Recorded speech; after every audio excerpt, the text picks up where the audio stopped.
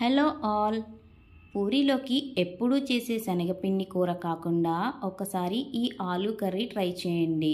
మళ్ళీ మళ్ళీ ఇదే కావాలి అని చేసుకొని తింటారు. ఇది ఎలా చేసుకోవాలో తెలియాలంటే వీడియో ఎండ్ వరకు స్కిప్ చేయకుండా చూసేయండి. First of all, welcome to my channel Priya's arts and blogs. నా ఛానల్ని ఫస్ట్ టైం చూస్తున్న వారు సబ్స్క్రైబ్ చేసుకొని బెల్ ఐకాన్ని ప్రెస్ చేయండి. సో అన్ని నోటిఫికేషన్స్ మీ ఫోన్కి వచ్చేస్తాయి. దీనికోసం మనం ముందుగా పొటాటోస్ని వాష్ చేసుకొని ప్రెషర్ కుక్కర్లో పెట్టి 3 విజిల్స్ పెట్టి ఉడికించుకోవాలి. విజిల్స్ వచ్చేసిన తర్వాత కుక్కర్ లిడ్ ఓపెన్ చేసి పొటాటోస్ని పీల్ ఆఫ్ చేసి మ్యాష్ చేసి పక్కన పెట్టేసుకోవాలి. ఇప్పుడు మనము ఒక బౌల్ తీసుకొని దాంట్లో ఆయిల్ వేసి హీట్ అయిన తర్వాత దాంట్లో 2 స్పూన్ల జీలకర్ర, 1 స్పూన్ ఆవాలు వేసి అవి చిటపటలాడిన తర్వాత దాంట్లో సన్నగా కట్ చేసుకున్న అల్లం ముక్కలు కూడా వేసి బాగా ఫ్రై చేసుకోవాలి.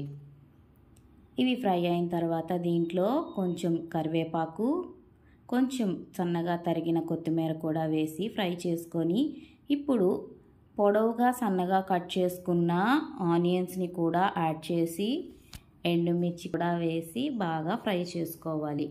ఆనియన్స్ అనేవి బాగా ఫ్రై అయ్యి బాగా సాఫ్ట్గా అయిపోవాలి, పచ్చి వాసన లేకుండా ఉండాలి. ఇప్పుడు దీంట్లో కొంచెం పసుపు, పచ్చిమిర్చి, కొంచెం సాల్ట్ కూడా వేసి బాగా కలుపుకొని ఒకసారి లిడ్ పెట్టుకొని ఒక 2-3 మినిట్స్ అయితే మనము వెయిట్ చేయాలి. అప్పుడు సాల్ట్ వేసాం కదా, ఆనియన్స్ అనేవి త్వరగా సాఫ్ట్ అవుతాయి. ఇలా ఆనియన్స్ అనేవి బాగా ఫ్రై అయిన తర్వాత దీంట్లో మనం క్యూబ్స్గా కట్ చేసుకున్న క్యారెట్ ముక్కల్ని కూడా వేసి ఫ్రై చేసుకొని మీ దగ్గర గ్రీన్ పీస్ ఉంటే గ్రీన్ పీస్ని యాడ్ చేసుకోండి. ఫ్రోజన్ అయితే వాష్ చేసి డైరెక్ట్గా యాడ్ చేసుకోవచ్చు.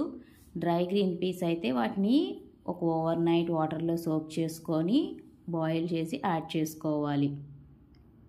ఇవి కూడా బాగా ఫ్రై అయిన తర్వాత దీంట్లో ఒక 1/2 కప్పు వాటర్ వేసి క్యారెట్ బాయిల్ అవ్వడానికి మళ్ళీ ఒకసారి కలుపుకొని లిడ్ పెట్టేసేయాలి. ఒక 5 మినిట్స్ తర్వాత మనం లిడ్ ఓపెన్ చేస్తే క్యారెట్ అనేది బాగా సాఫ్ట్గా అయిపోతుంది. మీకు ఒకసారి క్యారెట్ పీస్ని తీసుకొని ప్రెస్ చేయండి. సాఫ్ట్గా అవ్వలేదు అనిపిస్తే కొంచెం వాటర్ వేసి మళ్ళీ వెయిట్ చేయండి. ఇప్పుడు మనము కుక్ అయిందో లేదో తెలియాలి అంటే ఒక పీస్ తీసుకొని ప్రెస్ చేస్తే సాఫ్ట్గా అయిపోయింది క్యారెట్ కాబట్టి.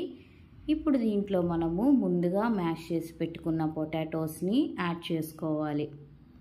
ఈ పొటాటోస్ అంతా బాగా మిక్స్ అయిపోయేటట్టు బాగా కలుపుకోవాలి. ఇలా కలుపుకున్న ఈ కర్రీలో ఇప్పుడు మనము టేస్ట్కి సరిపడా సాల్ట్ యాడ్ చేసుకోవాలి. ముందు కూడా కొంచెం వేసాము, కేర్ఫుల్గా చూసుకొని వేసుకోవాలి.